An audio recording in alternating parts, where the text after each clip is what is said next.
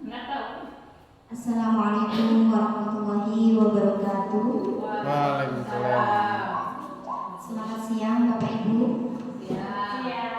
Yang saya hormati Ibu Kepala Sekolah SD Negeri Manyun. Yang saya hormati Bapak Ibu Dewan Guru beserta staf SD Negeri Manyun.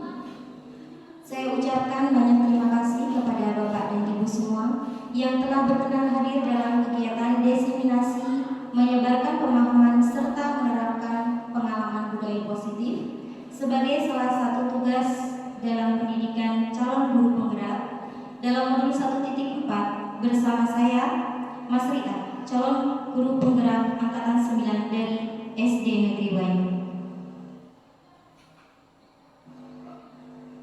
Sebelumnya saya akan memperkenalkan fasilitator dan pengajar praktik saya.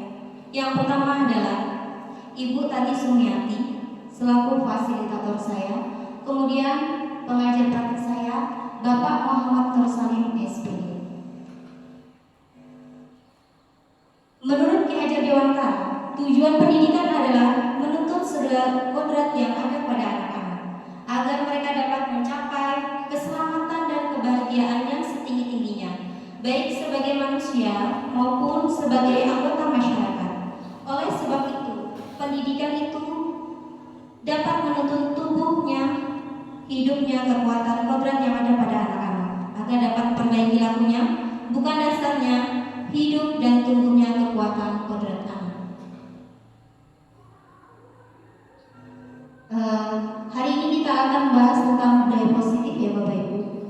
Budaya positif di sekolah yaitu nilai dan kebiasaan di sekolah yang berpihak pada murid agar mereka dapat berkembang menjadi pribadi yang kritis, penuh hormat dan bertanggung jawab sesuai dengan profil pelajar Pancasila.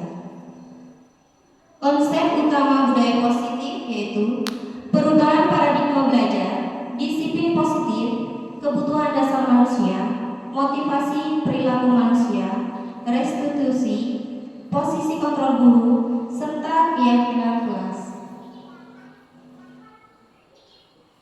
Perubahan paradigma belajar.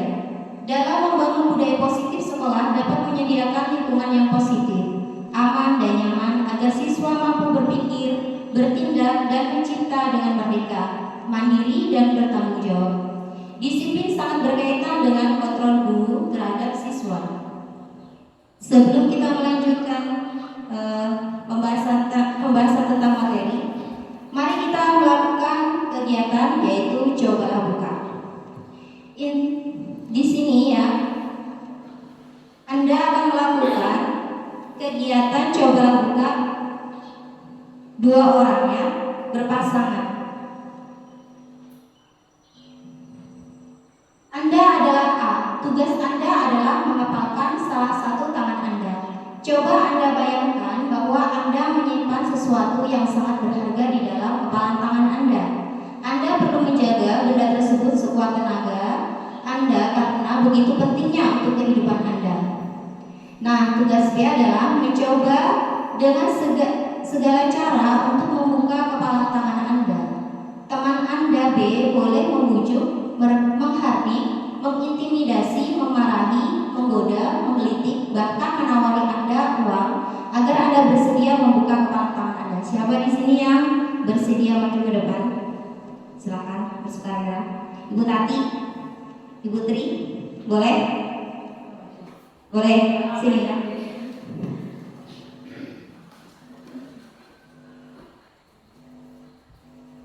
Nah, di sini kita mau mempraktekkan ya.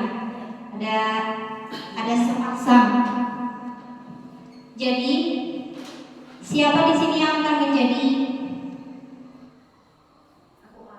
Oke, Bu Tri menjadi A dan Bu Tati menjadi B. Berarti Bu Tri ini menggenggam tangan dengan sekuat tenaga ya. Bu Tri menggenggam tangan dengan sekuat tenaga dan Bu Tati membujuknya, membuka ya, dengan cara membujuk boleh, menggelitik boleh, menggendong boleh.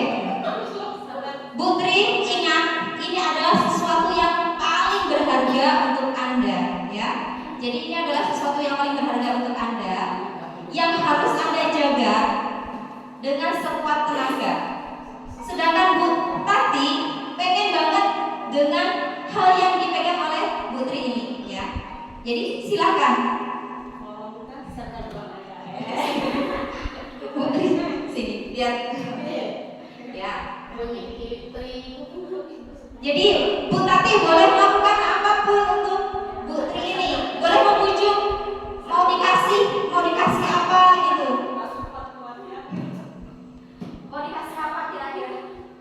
Bu, kamu aja. Ya. Saya tahu deh. Ya, kelemahannya. Uang sekepok. Kamu nggak boleh minta. Ya. Tapi jangan pemaksaan ya Bu. Kita tidak boleh pemaksaan, hanya boleh dengan bujukan, rayuan. Baik, nah, baiklah. Oke, sudah. Sekarang saya mau bertanya kepada ibu berdua ini. Nah, dari Putri, ya, kira-kira apakah Anda akan membuka kepalan tangan Anda? Kira-kira dibuka enggak? Tidak. Tadi? Tidak. Tidak. Jangan marah Bu. Baik. Jadi Putri ini tidak mau buka ya? Tadi dirayu, digoda enggak? Tidak digoda, tapi dipaksa. Dipaksa katanya. Baik. Dan Putri ini sangat menjaga ya, tidak mau membuka. Ya. Baik. Kemudian di sini, ataukah Anda akan bertahan dan menolak membuka kepala tangan Anda sekuat tenaga, ya? Nah, tadi tidak dibuka ya. Jadi di sini, siapa yang sesungguhnya memiliki kendali atau kontrol penuh atas tindakan tersebut? Siapa? Yang mempunyai kendali? For diri sendiri. Ibu. Siapa? Bu Tati atau Bu Tri? Yang memiliki kendali atas tangan dan itu? Diri sendiri. Oke. Baik, terima kasih untuk Ibu berdua. Silakan duduk. Terima kasih Ibu. Terima kasih Ibu guru hebat. Silakan duduk. Baik ya. Ini tadi kita mempraktekkan ya.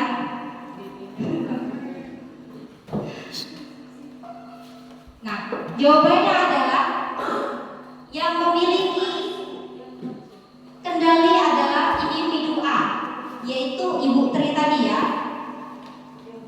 Meskipun B berusaha dengan berbagai cara untuk membuka tangan Ibu Tri, keputusan akhir tetap ada dalam wewenang Ibu Tri. Ini menggambarkan konsep bahwa individu memiliki kendali penuh atas tindakan mereka, bahkan dalam situasi yang mungkin mendapatkan tekanan dari orang lain, ya, seperti tadi adanya pemaksaan katanya, tapi tetap yang memegang kendali adalah Ibu Tri. Baik. Nah, di sini ada perubahan paradigma, ya, menurut teori Dr. William Glasser. Ilusi yang pertama adalah ilusi guru mengontrol murid. Di sini miskonsepsinya bahwa guru atau pihak lain memiliki kendali penuh atas individu adalah salah, benar sekali ya. Yang sebenarnya apa? Yang sebenarnya individu itulah yang mengendalikan mereka. Benar sekali. Jadi ya, seperti yang kita praktekkan tadi, individulah yang mengendalikan mereka. Memang benar, terkadang ada siswa ya, atau bukan cuma 1-2 orang ya semuanya. Mereka bisa patuh dengan peraturan-peraturan. Mereka terkadang disuruh ini, disuruh itu, mau terus. Tapi itu tetap melalui kendali anak tersebut. ya. Jadi anak tersebut itu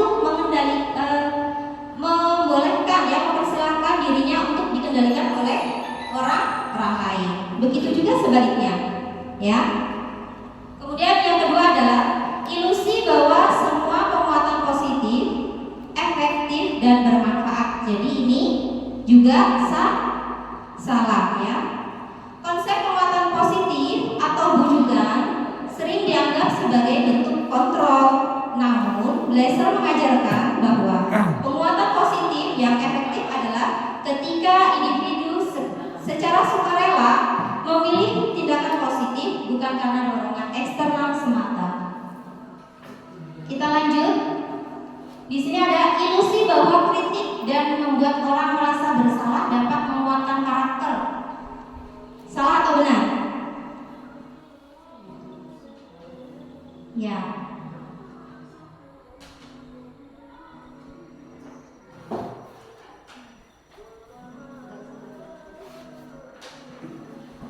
Kritik dan rasa. Kritik dan perasaan bersalah tidak efektif dalam memperkuat karakter seseorang. Sebaliknya, hal itu dapat merusak identitas individu dan menghambat perkembangan positif. Terima kasih Bu Dona ya. Silakan beri aplaus buat beliau. Ya, kita lanjut. Ilusi bahwa orang dewasa memiliki hak untuk memaksa.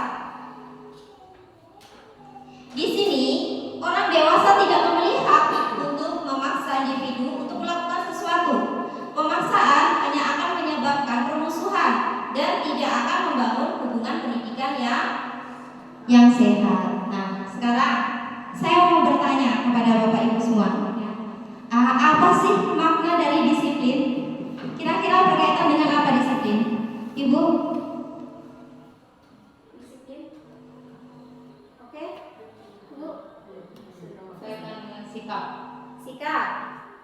Sesuatu yang dilakukan seseorang pada orang lain mendapatkan kepatuhan. Baik ya.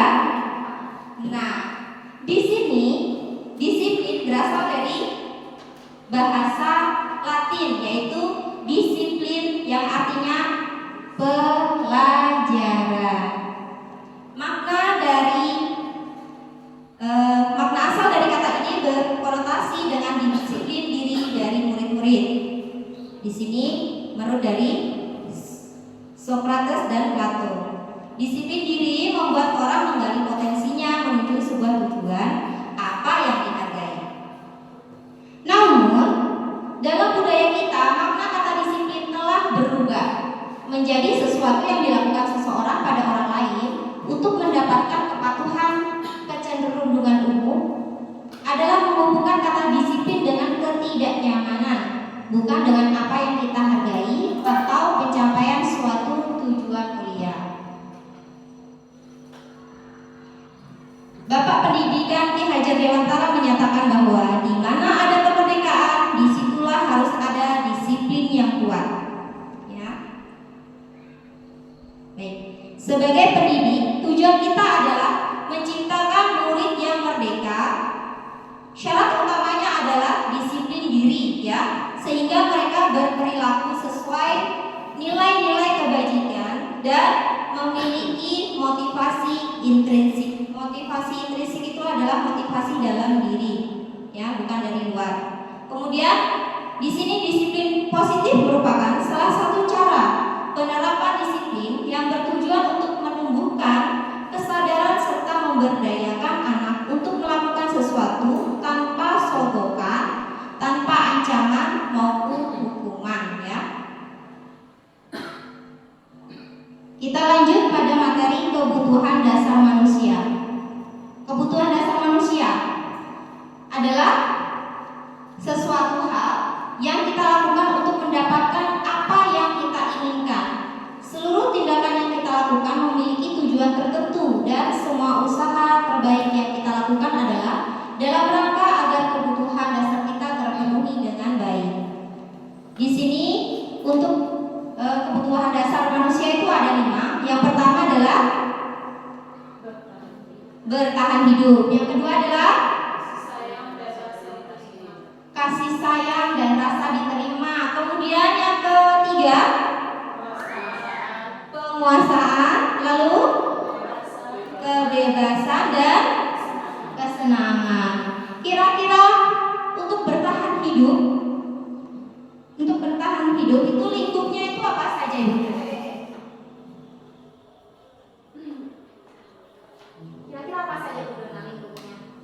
bertahan hidup itu kita yang paling utama ya perlu makan.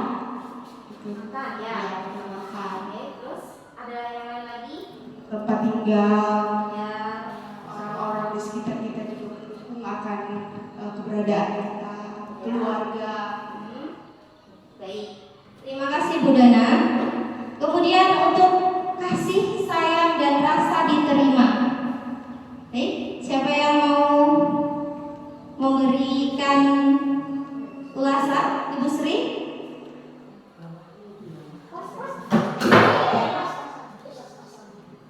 Ya, ada kesalahan sedikit. Kasih sayang dan rasa diterima. Kira-kira apa saja lingkupnya, Ibu Sri?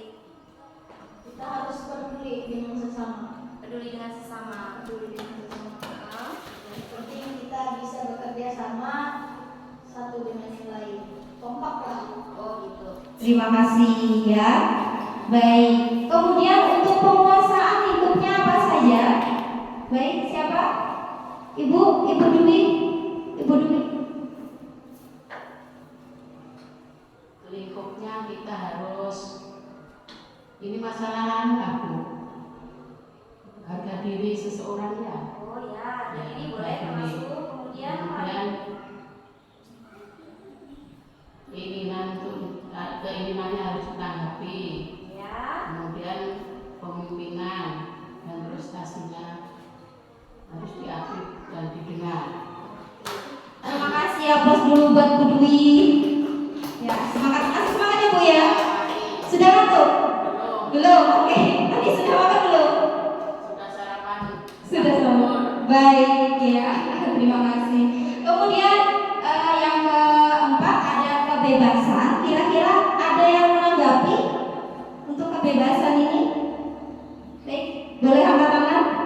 Ada yang mau menanggapi? Ibu.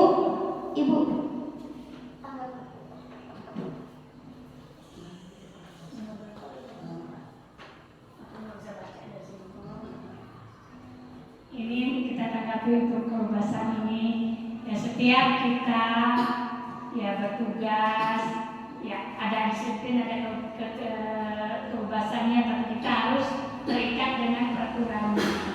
Mungkin itu aja yang pesan. Baik, terima kasih ya. Kemudian yang terakhir adalah kesenangan. Pak Al. Baik. Bu Tati. Pak Al. Lanjut, oke. Kesenangan tuh dapat bermain, humor, antusiasme, dan tertawa. Oke. Baik, terima kasih. Aplaus buat kita semua ya. Silakan tepuk tangan yang ramai. Biar gak ngantuk. Kita lanjut ke motivasi perilaku manusia. Jadi setiap perilaku manusia itu mempunyai motivasi ya. Motivasi merupakan dorongan yang dimiliki seorang individu yang dapat merangsang untuk dapat melakukan tindakan-tindakan atau sesuatu yang menjadi dasar atau alasan seseorang untuk berperilaku atau mencapai tujuan tertentu. Nah, di sini terdapat 3 ya. Yang pertama adalah motivasinya adalah untuk menghindari ketidaknyamanan atau hukuman. Jadi dia ini motivasinya dia menghindari hukuman ya. Jadi dalam dirinya dia akan melakukan refleksi seperti ini. Apa yang akan terjadi apabila saya tidak melakukan? Jadi dia itu takut sama hukuman ya. Jadi dia tidak akan melakukan sesuatu ya, walaupun dia sukai, namun dia tidak akan melakukan sesuatu karena dia takut dengan hukuman ya. Itu motivasi perilaku manusia yang pertama. Kemudian yang kedua adalah untuk mendapatkan imbalan atau penghargaan dari orang lain, yaitu dia akan menyatakan seperti ini, apa yang akan saya dapat apabila saya melakukannya ya. Jadi apa yang akan saya dapat, misalnya anak ini dia rajin belajar kan, jadi apa yang akan saya dapat apabila saya rajin belajar misalnya. Oh, saya akan mendapatkan apa Bu? Mendapatkan juara di kelas. Mendapatkan juara Di kelas. Oh, mendapatkan juara di kelas dan akhirnya dia akan mendapatkan pujian ya. Ujian dari gurunya, dari teman-temannya, orang tuanya, benar sekali ya. Jadi itu ya motivasinya. Kemudian selanjutnya adalah untuk menjadi orang yang mereka inginkan dan menghargai diri sendiri dengan nilai-nilai yang mereka percayai. Nah, ini sudah termasuk yang tinggi ya. Jadi dia melakukan itu ke atas kemauan dia sendiri, bukan karena yang pertama tadi, bukan karena hukuman, bukan karena motivasi dari luar ya. Dia itu adalah motivasinya adalah motivasi dari dalam ya, bukan dari luar. Jadi atas kemauan dia sendiri. Jadi dia akan seperti ini. Saya akan menjadi orang seperti apa apabila saya melakukannya. Jadi untuk dia sendiri, bukan karena hukuman maupun imbalan. Baik. Di sini ada ilustrasi ya. Jadi ada sebuah cerita. Iva kurang menguasai pelajaran matematika, sehingga pada saat pelajaran tersebut berlangsung, dia lebih banyak berdiam diri atau menggambar di buku pelajarannya. Pada saat guru matematikanya Pak Seno menanyakan pertanyaan, Iva menjadi gugup dan tak sengaja menjatuhkan tasnya dari kursi, serta tiba-tiba menjadi gugup pada saat berupaya menjawab. Seluruh kelas pun tertawa melihat perilaku Iva yang bicara tergagap dan terkejut tersebut.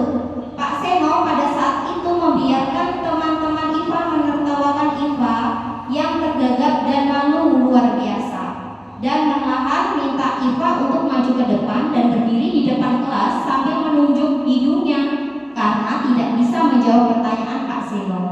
Kelas makin gaduh dan anak-anak pun tertawa melihat Iva di depan kelas memegang ujung hidungnya.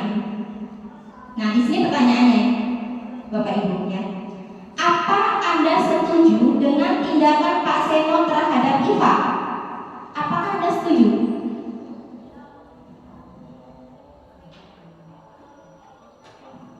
Dengan membiarkan tadi itu, jadi Pak Seno ini menghukum ya. Dia menyuruh si Iva tadi itu maju ke depan dan memegang ujung hidungnya. Kira-kira setuju tidak? Setuju tidak, Bu? Setuju, tapi kalau pada saat teman-temannya si Iva ini menertawakannya, tapi Pak Senonya malah membiarkan, itu saya kurang setuju. Karena menjadi seorang guru seharusnya kita yang harus menegur biar Iva ini tidak malu, tapi dia harus tetap percaya diri meskipun dia tidak bisa, namun ia harus tetap belajar dan bertanggung jawab. Oke, baik. Ada pendapat yang lain? Ada pendapat yang lain? Oke, baik ya. Kemudian di sini tindakan Pak Seno ini apa? Hukuman atau konsekuensi? Apa, Bu? Hukuman ya. Kenapa dihukum? Kenapa hukuman tadi? Apa bentuk dari hukumannya? Berdiri, terus pegang hidung, disuruh berdiri di depan kelas. Oke, jadi ya bentuk hukumannya adalah berdiri di depan kelas dengan memegang hidungnya ya. Nah, di sini ada perbedaan antara hukuman, konsekuensi, dan restitusi ya. Lanjut. Nah, mari kita berlatih supaya tidak mengantuk. Baik ya.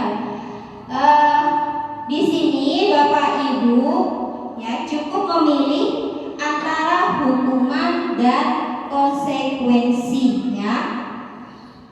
Lari lapangan 2 kali karena terlambat termasuk hukuman atau konsekuensi? Hukuman. Ada yang lain selain hukuman? Hukuman semua? Baik, kita coba lihat apa jawabannya. Hukuman ya. Tepuk tangan buat kita semua. Baik, lanjut pertanyaan kedua.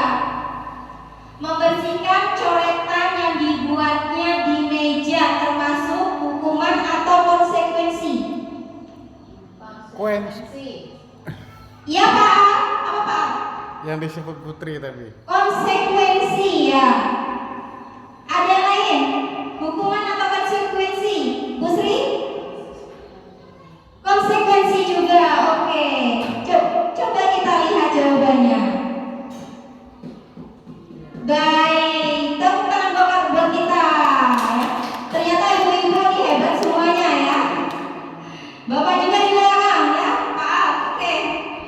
Kita lanjut pertanyaan nomor 3. Nah, push up 15 kali karena tidak membawa masker ke sekolah.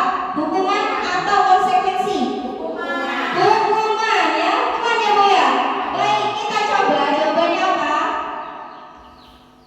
Iya betul sekali. Hore. Oke lanjut. Nah, mengganti buku teman yang telah dicoret-coretnya itu termasuk hukuman atau konsekuensi? Konsekuensi. Oke, kita buka jawabannya. Betul sekali. Wah, senang sekali saya kalau benar seperti ini ya. Lanjut. Berjemur di lapangan karena mengobrol dengan teman termasuk hukuman. Hukuman. Baik, kita coba jawabannya apa? Baik ya, tepuk tangan buat kita semuanya. Oke.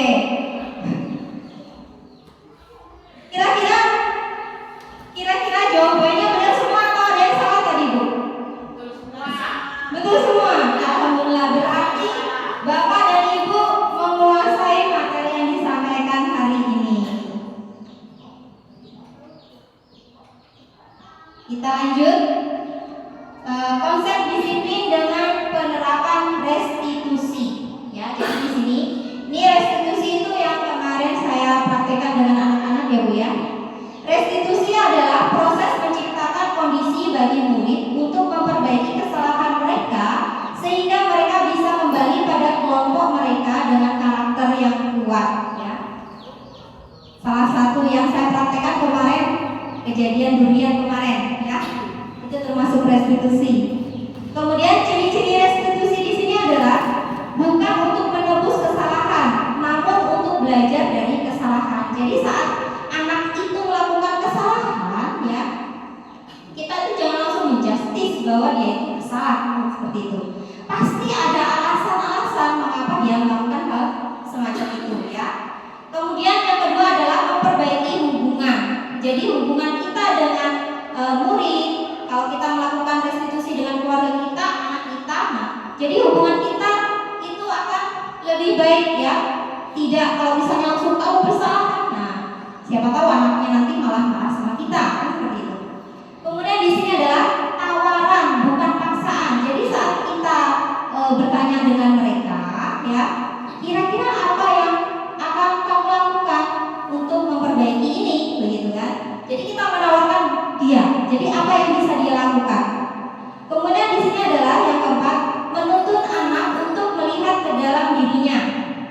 Jadi kita itu menumbuhkan anak-anak tersebut untuk mencari jalan keluar dari permasalahan yang telah dibuatnya. Kemudian mencari kebutuhan dasar yang mendasari tindakan. Kemudian fokus pada karakter bukan tindakan. Kemudian fokus pada solusi dan mengembalikan murid yang salah pada kelompok yang berbuat. Jadi saat kita melakukan restitusi tadi itu ya, kita tidak akan mempermalukan anak ya, karena kita tadi itu hanya membantu untuk mencari jalan keluarnya. Ini ada apa tuh namanya? Ada kasus ya. Di sini ada siswa sering tidak mengerjakan PR. Ya. Nah, di sini ada perbedaan antara hukuman, konsekuensi, dan restitusi. Pada hukuman, guru menghukum murid dengan berdiri 10 menit di depan kelas. Nah, itu termasuk hukuman ya. Guru marah dan murid menjadi takut dengan guru tersebut ya. Jadi saat murid itu tidak mengerjakan PR, nah gurunya ini pasti dia marah ya. Dengan menghukum pasti dia marah. Jadinya dengan seperti itu anak akan menjadi takut ya. Anak jadi takut. Bisa-bisa nanti, nah selain takut juga marah ya. Yang kadang-kadang dia diam ya. Setelah dihukum, disuruh duduk, dia akan kembali ke tempat duduknya. Tapi kita tidak tahu, bisa saja dia mencoret-coret bukunya. Yang lebih parah lagi, apalagi pas dia keluar, pas dia melewati parkiran kita, siapa tahu roda sepeda motor gurunya dikempesin, atau pas dia megang silet, seret, joknya dirobek ya. Kita tidak tahu karena apa? Karena dari dasar apa tadi? Marah ya. Kemudian yang kedua adalah konsekuensi. Nah, dalam konsekuensi ini ya, untuk konsekuensi dan restitusi ini bagus ya. Sedangkan yang baik, sedangkan untuk hukuman ini yang gagal. Kalau bisa kita sebagai guru menghindar dari yang hukuman ini ya. Untuk konsekuensi saat siswa tidak mengerjakan PR tadi, guru memberikan konsekuensi untuk menulis PR sebanyak 3 kali. Jadi dia itu melakukan hal yang bermanfaat untuk dirinya. Ya. Nah, sedangkan untuk yang di sini guru tegas dan murid menghormati peraturan. Jadi nggak asal menghukum seperti yang tadi ya. Kalau tadi kan asal menghukum, kalau ini kan dia konsekuensi. Kemudian yang restitusi, nah guru menanyakan keyakinan kelas dirinya dan membantu murid menyelesaikan masalahnya. Jadi dia merangkul anak tersebut, ditanyakan kenapa sih kamu ini, kenapa kamu kok tidak mengerjakan PR, kayak gitu kan, ditanyain kenapa tidak mengerjakan PR, apa alasannya.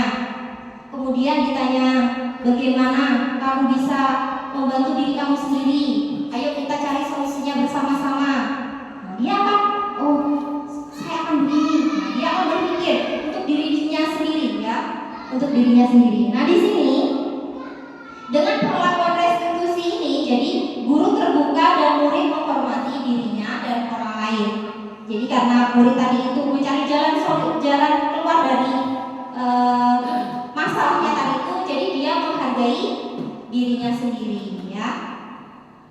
Posisi kontrol guru ini ada 5 Bapak Ibu ya. Yang pertama tadi itu adalah penghukum, yang kedua pembuat rasa bersalah, yang ketiga teman, yang keempat adalah pemantau, yang kelima adalah manajer. Seorang penghukum bisa menggunakan hukuman fisik maupun verbal ya. Kemudian untuk pembuat rasa bersalah ini ya, dia akan menggunakan keheningan yang membuat orang lain merasa tidak nyaman ya. Kemudian yang ketiga, dalam posisi teman, guru pada posisi ini tidak akan menyakiti murid, yang mungkin murid hanya akan bertindak untuk guru tertentu dan tidak untuk guru yang lain ya. Di sini teman, kalau saya ingat pada diri saya sebelum saya menjadi calon guru penggerak ini Bu, dulu saya itu menempatkan diri saya itu dalam posisi teman ya. Jadi anak-anak itu bisa saja dia itu baik sama satu guru, tapi tidak baik terhadap guru yang lain. Itu juga tidak baik ya Bu. Kemudian untuk pemantau ini, seorang pemantau sangat mengandalkan penghitungan catatan dan yang dapat digunakan sebagai bukti atau perilaku seseorang. Dan yang terakhir yang paling baik ya, dan semoga kita semua guru bisa menjadi guru yang seperti ini, yaitu guru yang menjadi manajer. Adalah posisi di mana guru berbuat sesuatu bersama murid ya, mempersilakan murid mempertanggungjawabkan perlakuannya, mendukung murid agar dapat menemukan solusi atas masalahnya sendiri. Ini ada contohnya Bu ya. Pak Al sudah ngantuk apa masih semangat? Oke Pak Al, jempol ya. Di sini ada contoh penerapan 5 posisi kontrol guru ya. Di situ ada sebagai penghukum, pembuat merasa bersalah, kemudian teman, dan seterusnya lagi. Di sini ada kasus siswa tidak memakai atribut lengkap saat upacara bendera. Nah, ini adalah posisi penghukum. Dalam posisi penghukum ini ya, Dia memberi hukuman, hormat pada bendera selama 1 jam. Itu adalah posisi guru yang menghukum. Kemudian yang kedua adalah membuat merasa bersalah. Jadi saat guru ini, si pembuat merasa bersalah ini, dia akan mengatakan seperti ini. Berapa kali ibu bapak harus memberitahu kamu, kamu selalu saja mengecewakan ibu dan bapak guru. Jadi anak itu dibuat merasa bersalah dari kata-kata yang diucapkan oleh guru tersebut. Kemudian di sini posisi teman. Ayo dong, ikuti aturan sekolah. Tolong bantu ibu bapak ya, sekali ini saja. Ya sudah, tidak apa-apa, lain kali jangan sampai berbuat seperti ini lagi ya. Nah, ini teman ya. Jadi kayak sahabat gitu loh, Bapak Ibu. Kemudian selanjutnya adalah di sini posisi pemantau. Dia menggunakan catatan kedisiplinan ya. Ya, jadi dia selalu menggunakan catatan tersebut untuk tindakannya. Jadi di sini dia akan mengatakan seperti ini. Kamu sudah melanggar peraturan sekolah. Kamu tahu konsekuensinya. Setelah upacara, kamu beli atributnya ke koperasi dan jangan diulangi lagi. Jadi itu menurut aturan, betul sekali ya. Jadi di sini posisinya adalah pemantau. Kemudian yang manajer ini adalah, yang manajer ini dia ditanyakan dulu seperti yang tadi. Jadi ditanyakan dulu, apakah kamu tahu kesalahan kamu? Jadi ditanyakan dulu, nanti si murid ini akan dijawab. Ya, tahu nggak dia kesalahannya? Setelah tahu kesalahannya, kira-kira apa yang akan dilakukan? Kan seperti itu ya Bu ya. Jadi dia bertanya dulu apa kesalahannya. Jadi murid sendiri yang mengatakan, bukan kita ya. Jadi murid menyadari kesalahan dia sendiri. Kemudian mereka akan mencari solusinya dengan kita cari solusi bersama-sama. Setelah itu membuat tindakan. Nah, di sini ya masih semangat kan Ibu? Katanya ada pertanyaan ya? Masih semangat ya?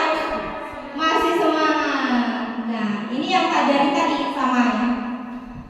Saya kecewa sekali dengan kamu. Kira-kira apa ini? Pemantau atau teman?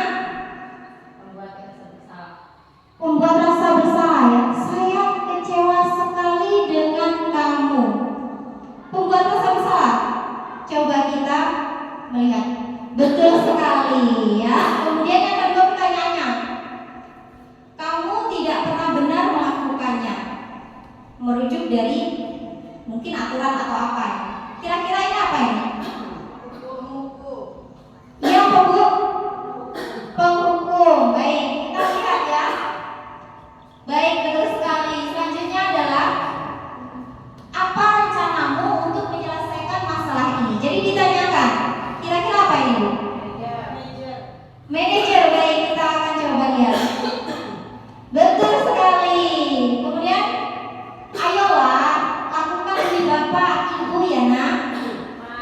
Teman ya, ini sudah terlihat sekali ya. Ya, teman. Yang terakhir, kamu tidak pernah mendapat nilai jika tidak mengerjakan tugas. Ya Pak, ya Pak. Hah? Di sini ada pertanyaan, kamu tidak pernah mendapat nilai jika tidak mengerjakan tugas. Kira-kira apa Pak? Pemantau ya, Pak mengatakan pemantau. Coba kita lihat. Baik, terus sekali Pak. Terima kasih Pak ya. Pak masih semangat di belakang ya Pak. Jangan lupa kopinya Pak. Baik, kita lanjut. Nah, di sini kemarin saya membuat keyakinan kelas ya. Keyakinan kelas adalah nilai-nilai kebajikan atau prinsip-prinsip universal yang disepakati bersama secara universal lepas dari perbedaan agama, suku, negara, dan bahasa. Menurut dosen, suatu keyakinan akan lebih memotivasi seseorang dari dalam keyakinannya daripada hanya sekedar mengikuti peraturan ya. Jadi di situ kesepakatan kelas itu dibuat bersama Bapak Ibu. Kita bertanya kepada murid kita ya,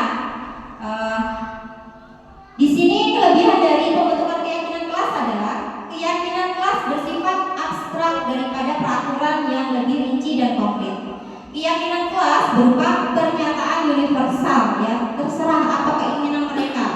Kemudian keyakinan kelas dibuat dalam bentuk yang positif, kata-katanya dibuat positif.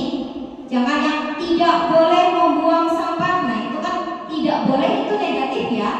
Harusnya positifnya adalah membuang sampah di tempatnya. Kalau tidak boleh, nah itu kalimat negatif. Kemudian keyakinan kelas hendaknya tidak terlalu banyak, jadi sedikit saja. Sekiranya mereka itu hafal, mereka meyakini, kemudian mereka bisa melakukannya. Selanjutnya, keyakinan kelas sebaiknya sesuatu yang dapat diterapkan di lingkungan tersebut. Semua warga kelas ikut berkontribusi dalam pembuatan keyakinan kelas lewat kegiatan curah pendapat. Yang terakhir adalah bersedia meninjau kembali keyakinan kelas dari waktu ke waktu. Jadi keyakinan kelas itu bisa berubah-ubah sesuai dengan keinginan dari mereka. Nah, di sini cara membuat keyakinan kelas itu bentuknya adalah yang pertama, siswa menulis keyakinan yang mereka inginkan. Jadi kalau di kelas 1 itu kan mereka belum bisa menulis ya Bu. Di kelas 1 belum bisa menulis, jadi mereka akan mengungkapkan apa saja misalnya. Kira-kira keinginan kalian itu, ingin kelas kalian itu seperti apa? Impian yang kalian inginkan kelas kalian itu seperti apa? Pertanyaannya seperti itu. Tapi untuk kelas tinggi ya, untuk Ibu Tri, Ibu Tati, Bu Sri ya, bisa menggunakan kertas, secari kertas ya.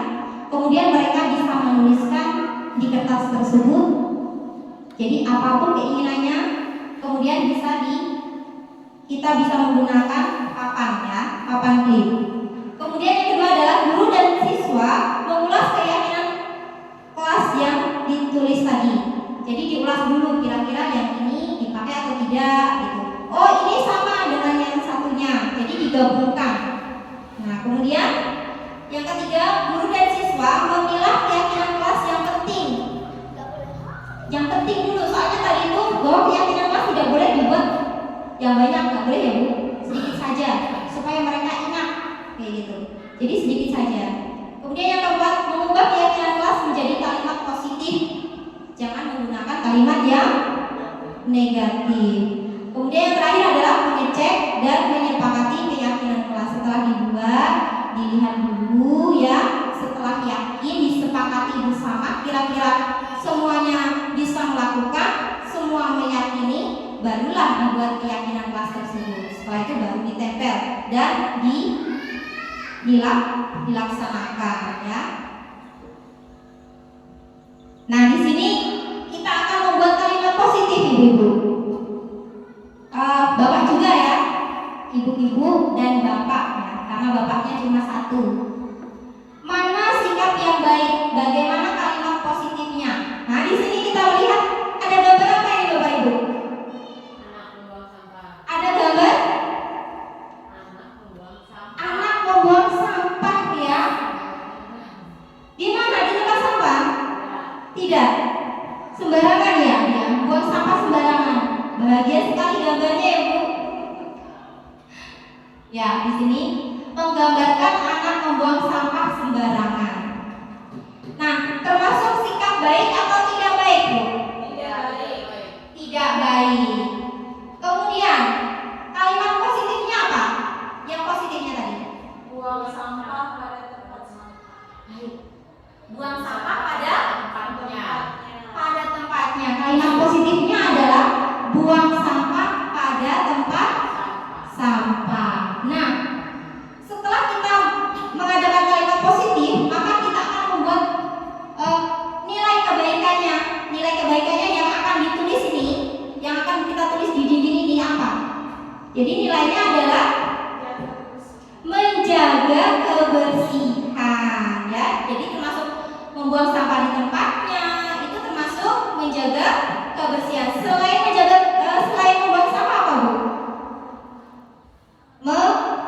Menyapu, mengepel. Jadi kan kadang-kadang nanti kita harus tepat waktu dalam menyapu, kita harus rajin ngepel. Nah, nanti itu termasuk pada menjaga kebersihan. Jadi seluruh warga kelas ini tadi wajib menjaga kebersihan. Selanjutnya, ini gambar apa Bapak Ibu? Menolong orang yang sedang terjatuh menggunakan sepatu roda. Ya. Ini ada anak bermain sepatu roda. Kemudian sepertinya yang satu jatuh ya Bu.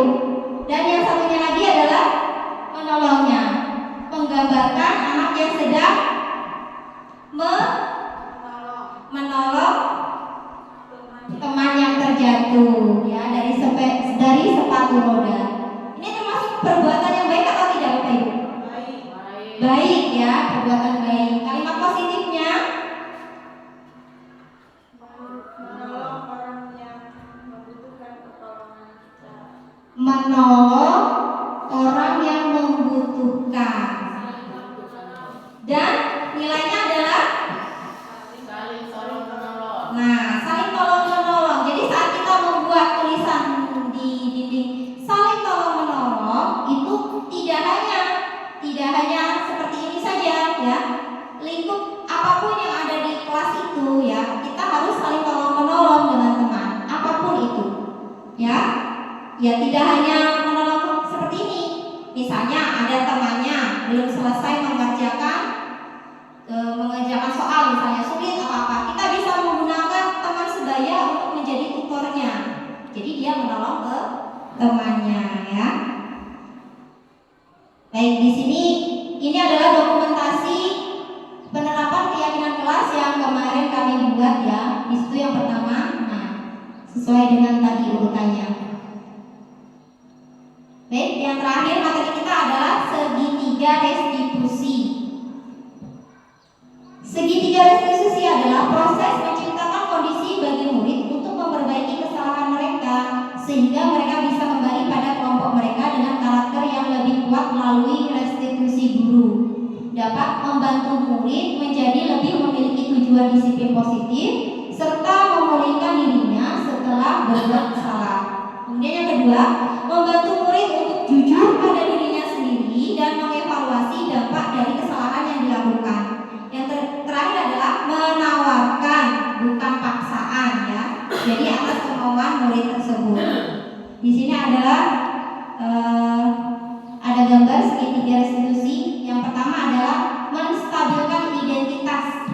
Tujuannya mengubah identitas anak dari orang yang gagal karena melakukan kesalahan menjadi orang yang sukses. Kemudian yang kedua, validasi tindakan, yaitu tujuannya memenuhi kebutuhan dasar. Kita harus memahami kebutuhan dasar apa yang mendasari sebuah tindakan dari anak tersebut. Kemudian yang ketiga adalah menanyakan keyakinan. Keyakinan yang dibuat tadi itu ya Bu ya. Kesepakatan kelas atau keyakinan kelas yang dibuat tadi itu. Nah, jadi menghubungkan dengan nilai-nilai yang ada yang dia percayai dan berpindah menjadi orang yang dia inginkan. Tahapan segitiga restitusi yang pertama adalah menstabilkan identitas. Jadi guru ini akan mengatakan seperti ini Bapak Ibu. Saat dia menstabilkan identitas, guru ini akan misalnya ada anak berbuat salah. Nah, jadi dia akan mengatakan seperti ini. Berbuat salah itu tidak apa-apa. Semua orang di sini tidak ada manusia yang sempurna. Semua orang bisa berbuat salah. Saya juga pernah melakukan kesalahan seperti itu ya. Jadi kita itu apa? Ya betul sekali. Kita itu menstabilkan identitasnya dulu Bu. Jadi dengan kita berbicara seperti itu, anak akan merasa nyaman. Ya. Kita bisa menyelesaikan ini nak. Bapak Ibu tidak tertarik mencari siapa yang salah, tapi Bapak Ibu ingin mencari solusi permasalahan ini, ya. Jadi dia itu mendekati anak tersebut, ditanyakan. Kalau kita ngomongnya seperti itu, kira-kira anak jujur gak Bu? Jujur gak kira-kira? Jujur gak Pak? Oke, jempol ya. Dengan kita bertanya lemah lembut seperti itu, insya Allah ya Bapak Ibu, anak-anak itu akan berkata jujur. Jadi mengungkapkan alasannya kenapa dia berbuat seperti itu ya. Nah, Kemudian tahapan yang kedua adalah validasi tindakan yang salah. Jadi di sini kita tanyakan, kamu pasti punya alasan mengapa melakukan hal itu. Misalnya terlambat, kamu pasti punya alasan kenapa kamu terlambat. Kamu pasti punya alasan kenapa kamu tidak mengerjakan PR. Selanjutnya, padahal kamu bisa melakukan hal yang lebih buruk lagi. Misalnya kayak terlambat tadi itu. Yang lebih buruk apa lagi, Bu? Selain terlambat? Membolos. Nah, ya. Kamu patut bangga karena telah melindungi sesuatu yang penting buatmu. Jadi dia itu dibandingkan dengan membolos tadi, ya. Ternyata terlambat tadi itu dia lebih baik. Jadi anak itu iya ya, seperti itu. Kemudian di situ kamu melakukannya karena mempertahankan sesuatu yang penting bagimu. Di situ kita tanyakan, kita gali informasi. Dan tahapan yang terakhir yaitu menanyakan keyakinan kelas yang tadi sudah dibuat bersama-sama, ya. Semisal tadi itu yang terlambat tadi itu. Misalnya keyakinan kelasnya adalah datang tepat waktu. Jadi kita tanyakan, apa keyakinan kelas kita? Misalnya terlambat tadi, dia akan menjawab datang tepat waktu, Bu. Nilai-nilai apa yang disepakati? Dia akan menjawab seperti itu, ya. Kemudian seperti apa gambaran sebuah kelas yang ideal menurut kamu? Nanti dia akan menjawab kelas yang ideal itu seperti apa? Apakah dengan siswa-siswanya yang terlambat itu adalah merupakan kelas yang ideal? Nah, dia akan bertanya pada dirinya sendiri dan menggali informasi untuk menjawabnya. Kemudian di situ pertanyaannya adalah, kamu ingin menjadi orang yang seperti apa? Jadi ditanya pilihan. Jadi guru ini nggak memaksa, ya. Kamu harus begini, kamu harus begitu, enggak. Jadi ditanya, kira-kira kamu mau seperti apa? Dia akan mikir, oh aku, Bu, nanti saya akan bangun lebih pagi lagi, misalnya. Guru nanti bertanya juga, dengan cara apa? Maka murid bisa menjawab, dengan cara menyetel. Biasanya apa kita? Alarm, ya, alarm. Loh, semisal alarmnya tidak berbunyi, kamu bisa mempercayakan saudaramu atau orang tuamu, kira-kira siapa yang bisa membangun kamu? Maka dia akan menjawab, oh ibu saya, Bu. Baik, kamu bisa bilang sama ibumu suruh bangunkan lebih pagi lagi. Jadi dia tadi itu mencari solusi untuk dirinya sendiri, Bu. Bukan kita yang cari solusi, dia sendiri yang mencari solusinya. Dengan cara kita bertanya pertanyaan pemantik. Kita bertanya dan mendorong dia untuk menjawab sambil dia memikirkan apa solusinya. Kalau dia memikirkan apa solusinya, maka dia akan melakukannya. Beda dengan kamu nanti di rumah harus gini. Nah, itu aturan kita, bukan kemauan dia. Ya. Sampai sini paham, Bapak Ibu? Baik, ya. Nah, ini adalah dokumentasi restitusi yang saya lakukan terhadap Kales dan Nisa, ya. Si Kales ini kemarin tuh terlambat, ya, Bapak Ibu. Kemudian Nisa ini saat mengerjakan ulangan dia mencontek, ya. Nah, di sini saya melakukan segitiga restitusi kepada mereka berdua. Baik, Bapak Ibu, terima kasih, ya, sudah hadir di sini. Hanya segitu yang bisa saya sampaikan. Mudah-mudahan bermanfaat untuk kita semua. Saya akhiri. Assalamualaikum warahmatullahi wabarakatuh. Selamat siang, Bapak Ibu. Assalamualaikum warahmatullahi wabarakatuh. Saya Kapsi, Kepala Sekolah SDN Wayun, tempat di mana Bu Masriah mengajar. Saya bangga dengan Bapak dan Ibu guru di SD Wayun yang mempunyai etos kerja yang tinggi. Khususnya saya bangga kepada Bu Masriah yang masuk menjadi calon guru penggerak. Diseminasi pengimbasan yang disampaikan oleh Ibu Masriah merupakan aksi nyata dalam program Guru Penggerak. Mudah-mudahan pembahasan ini bersifat permanen dan dapat dilaksanakan dengan sepenuh hati. Mudah-mudahan diseminasi yang disampaikan oleh Bu Masriah akan menjadi motivasi, akan menjadi contoh Bapak dan Ibu guru SDN Wayun yang nantinya anak-anak akan menjadi lebih disiplin, yang akhirnya akan meningkatkan motivasi murid dalam belajar sehingga capaian belajar akan meningkat. Demikian yang dapat saya sampaikan. Saya akhiri. Wassalamualaikum warahmatullahi wabarakatuh. Assalamualaikum warahmatullahi wabarakatuh. Perkenalkan, nama saya Mutati. Saya rekan Ibu Masriah di SDN Wayun. Menurut saya, dari apa yang sudah dipaparkan oleh Ibu Masriah mengenai budaya positif sangat bagus diterapkan di sekolah ini, terutama mengenai disiplin positif untuk siswa. Karena masih banyak siswa kami yang disiplinnya masih dari faktor ekstrinsik atau dari luar. Dan untuk kami sebagai guru, kami menjadi lebih tahu bagaimana cara memposisikan diri kepada siswa dan bagaimana cara kita menanamkan perilaku intrinsik kepada diri siswa dan juga diri kita sendiri.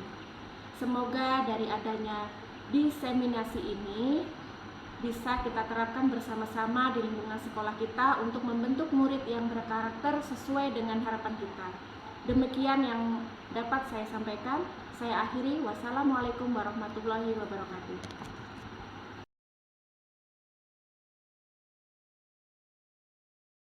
Assalamualaikum warahmatullahi wabarakatuh.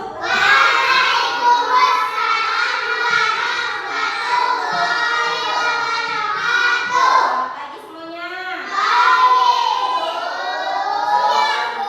Kali ini kita mau membuat keyakinan kelas. Apa itu keyakinan kelas?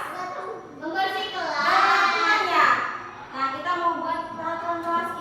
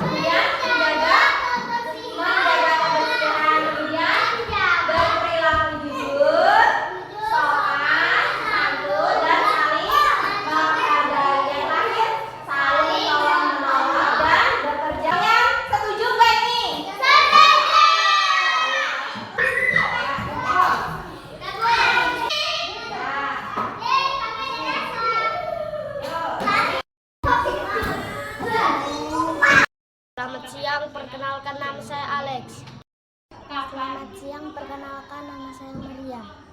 Assalamualaikum, perkenalkan nama saya Fazira. Senang sekali. Senang sekali karena seru. Penting sekali. Sangat penting. Sangat penting.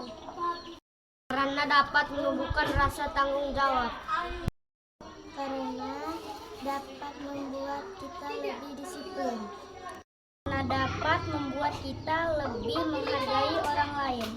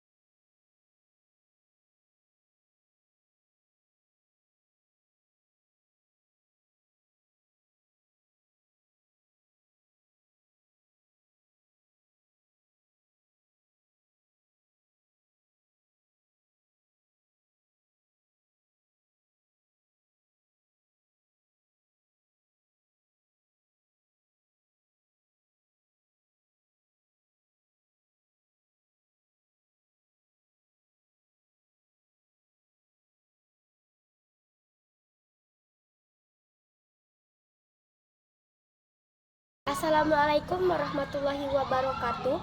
Saya Nisa, saya sangat senang sekali melakukan praktek segitiga restitusi yang diajarkan mencari solusi dari masalah saya sendiri. Terima kasih. Wassalamualaikum warahmatullahi wabarakatuh.